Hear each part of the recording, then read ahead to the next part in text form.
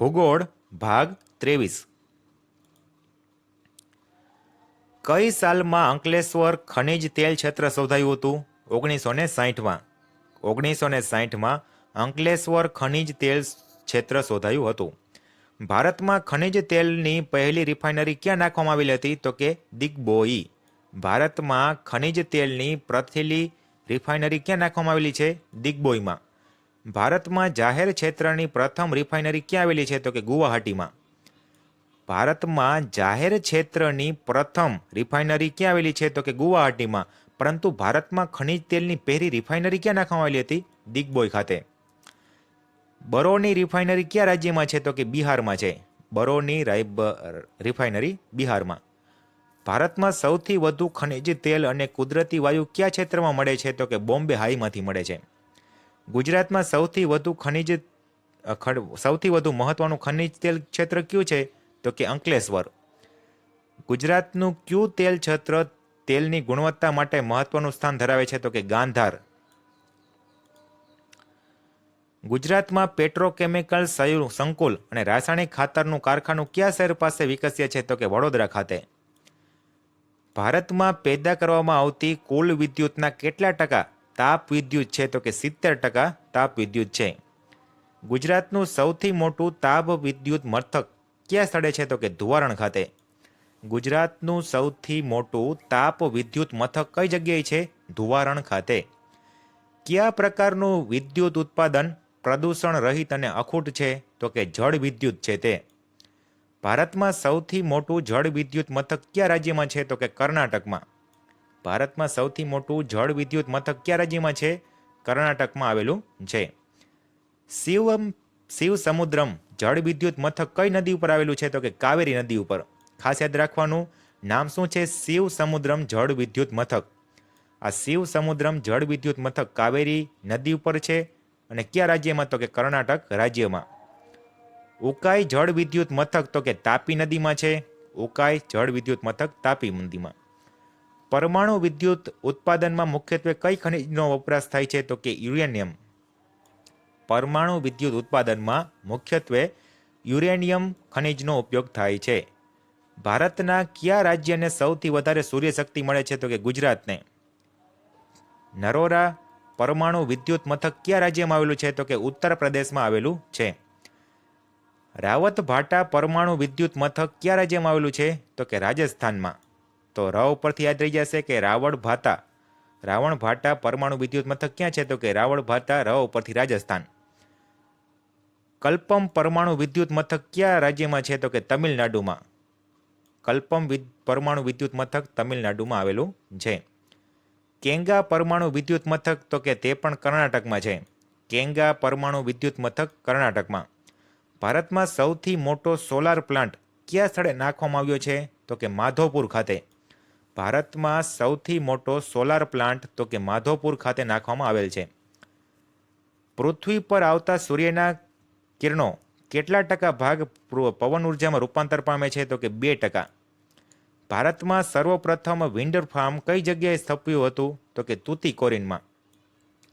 ભારતમાં સૌથી મોટું વિન્ડ ફાર્મ ગુચ્છ કયા રાજ્યમાં આવેલું છે? તો કે તમિલનાડુમાં। ભારતમાં સૌ પ્રથમ વિન્ડ ફાર્મ કઈ જગ્યાએ સ્થાપ્યું હતું? તુતીકોરીન।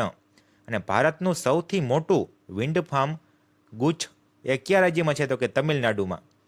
કચ્છમાં કયા સ્થળે વિન્ડ ફાર્મ સ્થાપવામાં આવેલ છે? તો કે માંડવીમાં આવેલ છે।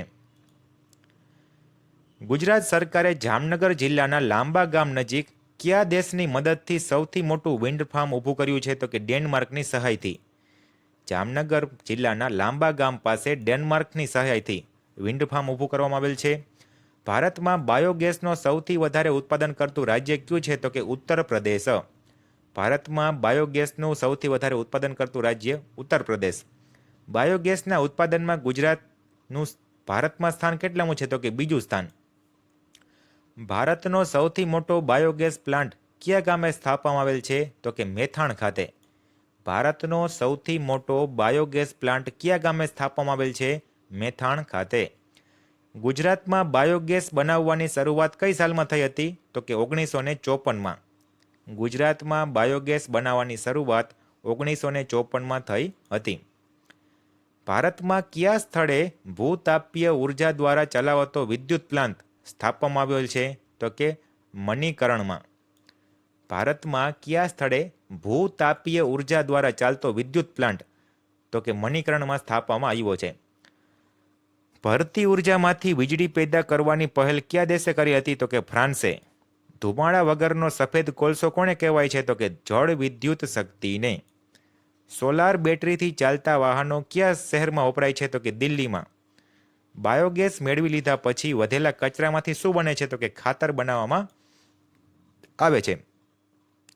કયા સ્થળે તાપ વિદ્યુત અને જળ વિદ્યુત બંને પ્લાન્ટ આવેલા છે? તો કે ઉકાઈ ઉપર. તો આ ખાસ યાદ રાખવાનું કે કયા સ્થળે તાપ વિદ્યુત અને જળ વિદ્યુત એમ બંને આવેલા છે પ્લાન્ટ? તો કે ઉકાઈ ઉપર. લિગ્નાઇટ કોલસામાંથી વિદ્યુત ઉત્પાદનનું કેન્દ્ર કચ્છ જિલ્લાના કયા સ્થળે છે? તો કે પાંધરોમાં. લિગ્નાઇટ કોલસામાંથી વિદ્યુત ઉત્પાદનનું કેન્દ્ર તો કે કચ્છના પાંધરોમાં આવેલું છે. કોલસાની ગુણવત્તા પ્રમાણે ઊંચી કક્ષાની નીચી કક્ષામાં ગોઠવો તો કે સૌથી ઊંચો કોલસો એન્થ્રેસાઇટ, પછી આવશે બ્યુટેમિન, પછી લિગ્નાઇટ અને છેલ્લે આવશે પીટ. તો આ ખાસ યાદ રાખવાનું કે સૌથી મોટો એન્થ્રેસાઇટ, પછી બ્યુટેમિન, પછી લિગ્નાઇટ અને છેલ્લે પીટ. ધુમાડીઓ અને સૌથી વધારે રાખ ઉત્પાદન કરતો કોલસો કયો છે? તો કે લિગ્નાઇટ. ગુજરાતમાં લિગ્નાઇટ કોલસાનું સૌથી મોટું ક્ષેત્ર કયું છે? તો કે પાંધરોમાં. ગુજરાતમાં લિગ્નાઇટ કોલસાનું સૌથી મોટું ક્ષેત્ર તો કે પાંધરો. રાષ્ટ્રના ખનિજ તેલના ઉત્પાદનમાં ગુજરાતનો ફાળો કેટલામાં છે? તો કે 41%. ગુજરાતનું સૌથી મોટું જળ વિદ્યુત મથક કયું છે? તો કે ઉકાઈ. ગુજરાતનું સૌથી મોટું જળ વિદ્યુત મથક ઉકાઈ. પૃથ્વીનો મૂળ ઉર્જા સ્ત્રોત કયો છે? તો કે સૂર્ય. ભારતમાં કયો ઉદ્યોગ સૌથી મોટા પાયા પરનો ઉદ્યોગ છે? તો કે સુતરાઉ કાપડનો ઉદ્યોગ. ભારતમાં સુતરાઉ કાપડની સૌપ્રથમ મિલની ક્યાં સ્થપાઈ હતી? તો કે મુંબઈમાં. ભારતમાં શણનું પહેલું કારખાનું ક્યાં સ્થપાયું હતું? તો કે રીસરામાં. કઈ જગ્યાએ? રીસરામાં. શણનું પહેલું કારખાનું રીસરામાં સ્થપાયું હતું. ભારતમાં ઉદ્યોગોનો આયોજનપૂર્વક વિકાસ કઈ સાલથી થયો? તો કે 1951થી. ભારતમાં કયા દાયકામાં કમ્પ્યુટર ઉદ્યોગ હાર્ડવેર રૂપે શરૂ થયો હતો? તો કે 1990માં. 1990માં દશકામાં કમ્પ્યુટર ઉદ્યોગમાં હાર્ડવેર રૂપે શરૂ થયો હતો. ભારતમાં શણ અને તેની ચીજ વસ્તુઓનું સૌથી વધુ ઉત્પાદન કરતું રાજ્ય કયું છે? તો કે પશ્ચિમ બંગાળ. શણ અને તેની ચીજ વસ્તુનું સૌથી વધુ ઉત્પાદન કરતું રાજ્ય પશ્ચિમ બંગાળ. ભારતમાં મોટા ભાગની શણની મિલો કઈ નદીના કિનારે આવેલી છે? તો કે હુગલી નદીના કિનારે. કઈ નદી? હુગલી નદીના કિનારે આવેલી છે. શણના ઉત્પાદનમાં ભારત વિશ્વમાં કેટલામું સ્થાન ધરાવે છે? તો કે પ્રથમ સ્થાન ધરાવે છે શણના ઉત્પાદનમાં. પંજાબમાં ઊની એટલે કે ગરમ કાપડ ઉદ્યોગનું મહત્વનું કેન્દ્ર કયું છે? તો કે ધારીવાલ. પંજાબમાં ગરમ કે ઊની કાપડનું ઉદ્યોગનું મહત્વનું કેન્દ્ર તો કે ધારીવાલ. ગોળ અને ખાંડસરીના ઉત્પાદનમાં ભારત વિશ્વમાં કેટલામું સ્થાન ધરાવે છે? તો કે પ્રથમ સ્થાન ધરાવે છે ગોળ અને ખાંડસરીના ઉત્પાદનમાં. ભારતના કયા વિસ્તારની શેરડીમાં ગણપડ વધારે હોય છે? તો કે દક્ષિણ ભારતની જે કંઈ પણ શેરડીઓ એમાં ગણપડ વધારે હોય. ભારતમાં લોખંડ પોલાદનું પહેલું કારખાનું ક્યાં સ્થાપવામાં આવ્યું હતું? તો કે પોર્ટોનોવામાં. ભારતમાં હાલ ચાલુ હોય એવું લોખંડનું પહેલું આધુનિક કારખાનું ક્યાં સ્થપાયું છે? તો કે કુલ્ટીમાં. ભારતમાં લોખંડનું મોટા પાયા પરનું ઉત્પાદન સૌપ્રથમ ક્યાં શરૂ થયું હતું? તો કે જમશેદપુરમાં. ભારતમાં લોખંડનું મોટા પાયા પરનું ઉત્પાદન સૌપ્રથમ જમશેદપુરમાં શરૂ થયું હતું. તો આજનો ભાગ પૂર્ણ કરીએ છીએ. અસ્તુ.